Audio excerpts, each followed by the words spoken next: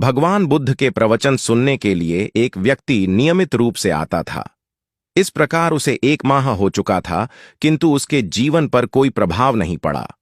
भगवान बुद्ध उपदेश में कहते थे कि धर्म पर चलो, अपने जीवन से राग द्वेष को दूर करो, काम क्रोध लोभ मोह और अहंकार से सदा दूर रहो। बुद्ध के उपदेशों से लोगों को बहुत शांति मिलती थी, किंतु उस व्यक्ति का मन अशांत रहता था।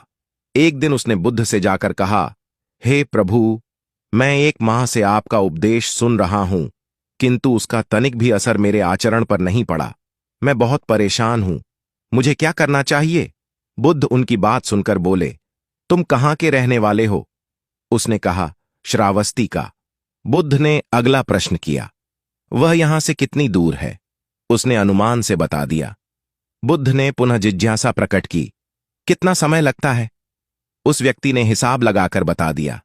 बुद्ध ने कहा, अब बताओ कि क्या तुम यहां पर बैठे बैठे ही अपने घर पहुंच सकते हो? उसने कहा, यह कैसे हो सकता है? वहां पहुंचने के लिए तो चलना होगा।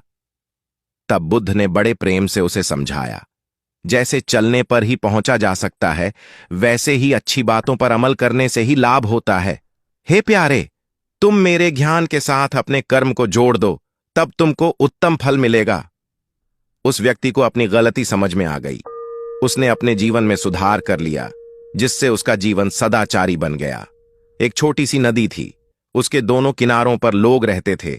नदी के पानी से दोनों ओर के लोग अपना अपना काम चलाते थे और सुखमय जीवन बिताते थे। एक बार संयोग से पानी को लेकर दोनों पक्षों में तनातनी हो गई। वे एक दूसरे पर आरोप लगा रहे थे कि तुम ज्यादा पानी ले रहे हो। जब आपसी बातचीत में मामला नहीं निपटा तो वे मरने मारने पर उतारू हो गए। उनके पास जो भी हथियार थे उन्हें तत्काल निकाल लाए और एक दूसरे पर टूट पड़ने को आमादा हो गए।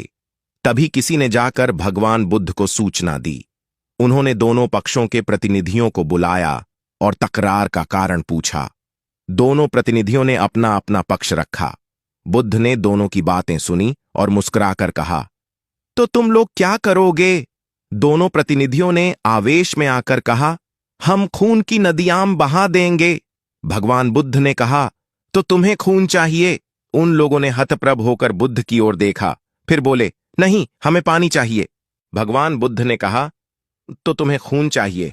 उन लोगों ने हतप्रभ होकर बुद्ध की ओर देखा, फिर बोले, नहीं, हमें पानी चाहिए। तब सहज भाव से बुद्ध ने कहा, खून बहाकर खून मिलेगा, पानी कैसे पाओगे? कुछ ठहर कर आगे बुद्ध बोले, याद रखो, हिंसा हिंसा को बढ़ाती है, बैर बैर को बढ़ाता है। नदी से ही सीख लो कि वह किसी से लड़ती नहीं, वह निश्चल भाव से अपने जल का सभी के लिए दान करती है।